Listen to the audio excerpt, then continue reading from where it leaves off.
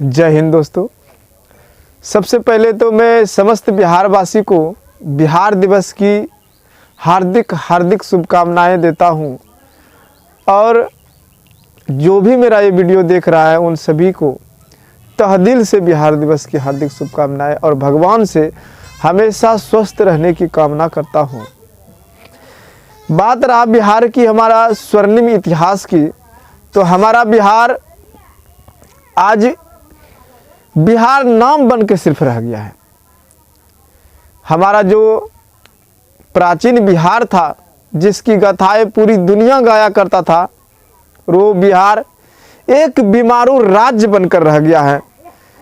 यह देखकर, यह दृश्य देखकर, इस दृश्य को मन में जब बैठाता हूं तो बड़ा अफसोस लगता है कि आज हमारा बिहार, जो कि पूरी दुनिया को बुद्धि दिया, स्वर्णिम इतिहास रहा है इसका, आज कुछ नेताओं की वजह से, कुछ चंद नेताओं की वजह से, घुसपैठियों की वजह से बिहार एक बीमारू राज्य बनकर रह गया है। बिहार में हालांकि टैलेंट की कमी नहीं है। आज भी हमारे विज्ञान क्षेत्र में से लेकर के कृषि क्षेत्र में जाइए, मजदूर क्षेत्र में जाइए, मल्टी टैलेंटेड मजदूर मिलेगा आपको।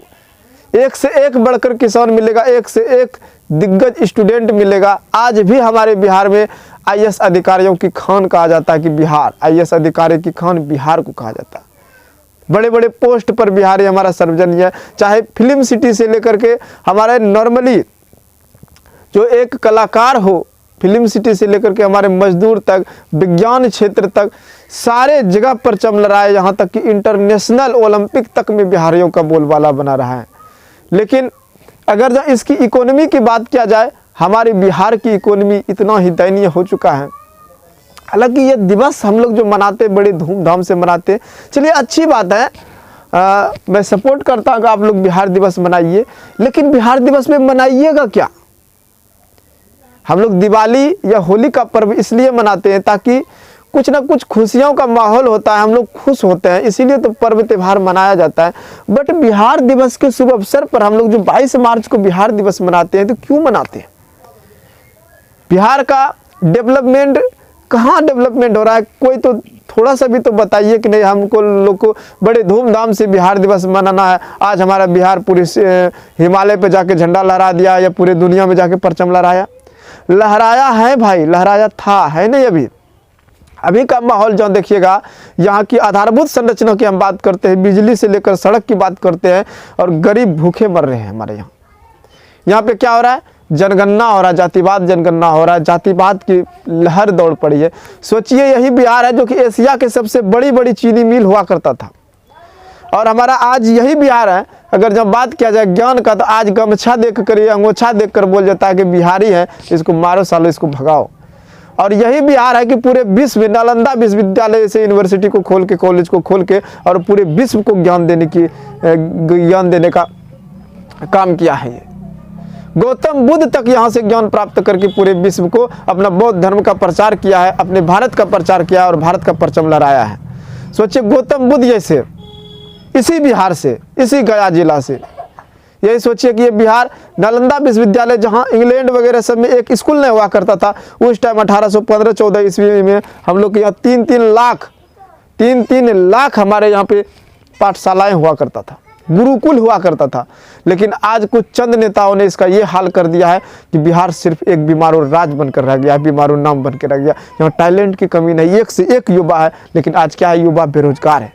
युवा चोर बदमाश बनने के लिए आतुर है, वो चोर बदमाश बनने के लिए मजबूर हो गया है। यहाँ की स्थिति देख करके BA M.Tech B.Ed करके उसको रोजगार नहीं मिल रहा है। इस तथ्य पर कोई बात नहीं करता है। अगर जब बात करें इलेक्शन की मुद्दा ले, तो हमेशा वो लोग क्या करेगा? वोट देने का कार्य करता है। कभी सोचे आप लोग बिहार के पिछड़ेपन का कारण क्या क्या है? आखिर हमारा बिहार डेवलप कैसे होगा? आज जो हमारे बिहार का यह स्थिति है, आखिर ऊंचा कैसे जाएगा? कैसे समृद्ध होगा बिहार? तो इसका एक ही उत्तर होगा मेरे दोस्तों, कि हम युवा, चाहे जो भी युवा ये वीडियो को देख रहे हैं, सुन रहे हैं, सारे युवा एक्टिव हो जाए, जाति पात को छोड़कर एक राष्ट्रवादी की भावना लेकर हमारे देश में जागे और बिहार को समृद्ध बनाने का कोशिश करें।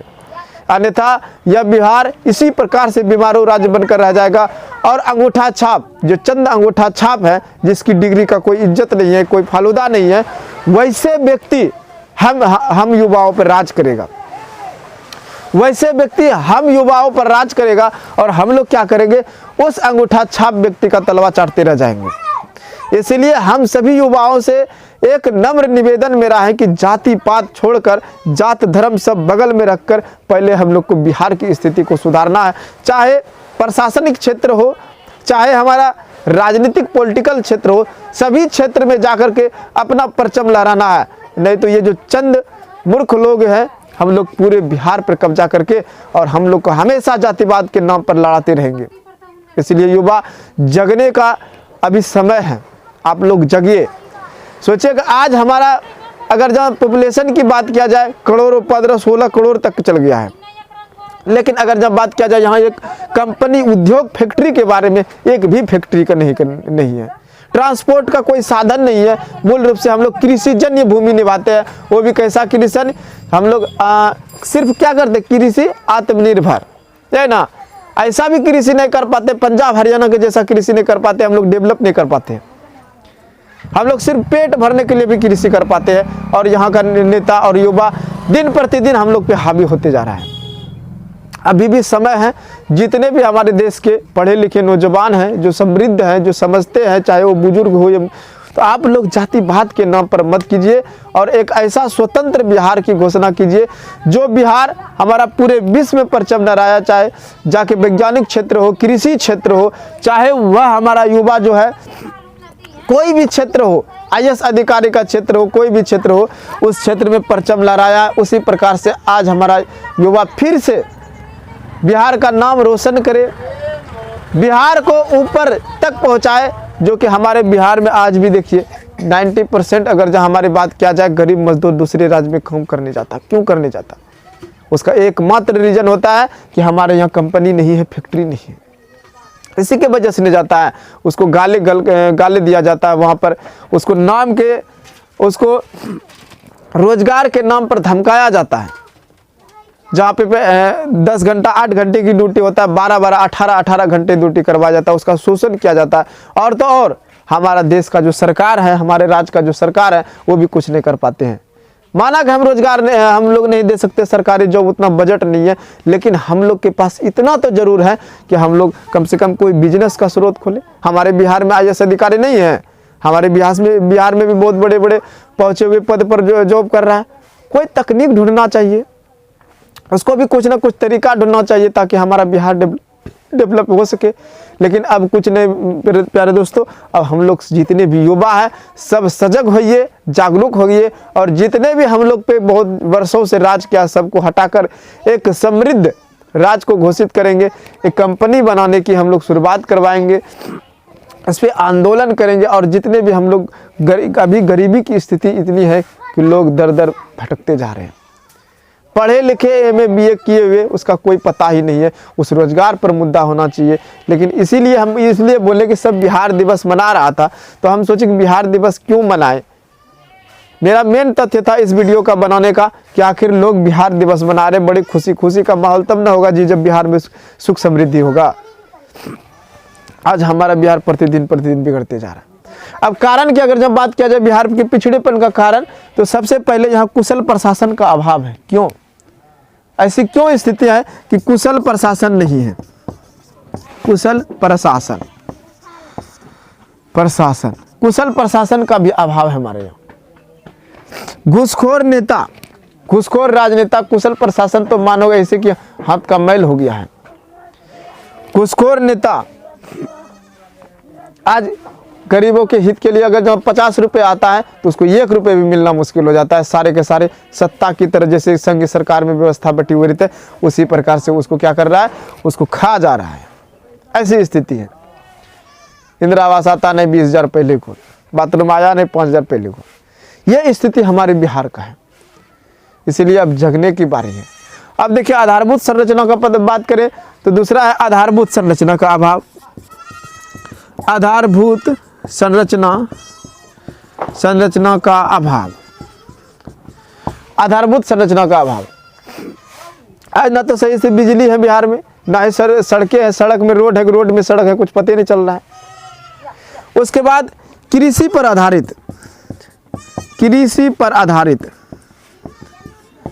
कृषि पे आधारित क्यों नहीं रहे? रहने का रीजन ना हो जाता है, हमारे यहाँ रोजगार का कोई सोर्स ही नहीं है, इसीलिए सारे व्यक्ति कृषि पर आधारित है, कृषि पर निर्भरता। जनसंख्या में वृद्धि, जनसंख्या में वृद्धि, देखिए 1 2 3 4 रीजन गिनते जाइए, रीजन गिनवाते चल जाएंगे हम। जनसंख्या में वृद्धि, इसके लिए एक कानून भी होना चाहिए, वो भी कानून पारित नहीं हो पा रहा है। यहाँ पे इतना पॉपुलेशन जा रहा है, रोजगार कहाँ से लाएगा?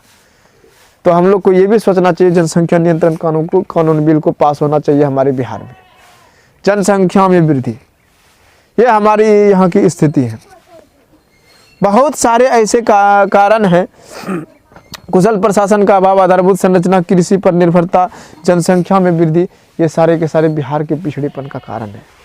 माना कि यहाँ बाढ़ का भी कोई वो सीमित आता है, बहुत सारा बाढ़ आ जाता है, तो बाढ़ अगर जब बात किया जाए बाढ़, तो बाढ़ को तो हम लोग नियंत्रित कर सकते हैं ना। कहीं ना कहीं बाढ़ जहाँ पे है, जहाँ पे नदी है, जहाँ सूखा क्षेत्र है, वहाँ पे हम लोग क्या कर सकते हैं, नहर बना के ले जा सकते हैं। जहाँ सूखा क्षेत्र है वहाँ पानी चल जाएगा, जहाँ पानी है वहाँ कम हो जाएगा। लेकिन हमारे सरकार क्या हाथ पे हाथ धरे हुए बैठे हैं। बस वो लोग क्या करता है, वोट बैंक, फलना जाति है, वो यादव है, वो हरिजन है, उसको लड़ाओ, इसको करो। तो इस सब चीज़ से उभरिए, उठिए, ऊपर सोचिए और जातिवाद को छोड़कर अब की बार जो है ना एक सभ्य नेता को भी चुनिए और कोशिश कीजिए क्रांति का। ऐसे हमारा देश, हमारा राज्य समृद्ध नहीं हो पाएगा। ठीक है, तो आज के लिए इतना ही। जय हिंद। इसलिए मेरा ये लक्ष्य था कि 22 मार्च को सब खुशी मना रहा था, तो हम लोग सोचे कि किस चीज़ का खुशी, इसलिए हम ये वीडियो बनाए। तो अगर जब ये वीडियो पसंद आया होगा तो इसे लाइक सब्सक्राइब जरूर कीजिएगा और दूसरे दोस्तों के साथ शेयर जरूर कीजिए कि यह वीडियो देखकर उसके अंदर भी मोटिवेट जागे, मोटिवेट हो वो और बिहार के प्रति कुछ कर गुजरने का कोशिश करे। और क्योंकि देखिए किसी भी देश या राज्य का समृद्धि करने में वहाँ का मेन रूप से युवा का अहम भूमिका रहता है। युवा हाथ पे हाथ धर के बैठे रहिएगा तो वो राज्य, वो देश बिल्कुल नाश हो जाएगा। और ये देश और हमारा बिहार युवाओं का राज्य है, इसीलिए युवा को जागना होगा। तो इसी शब्द के साथ मैं अपनी वाणी को विराम देता हूँ। जय हिंद।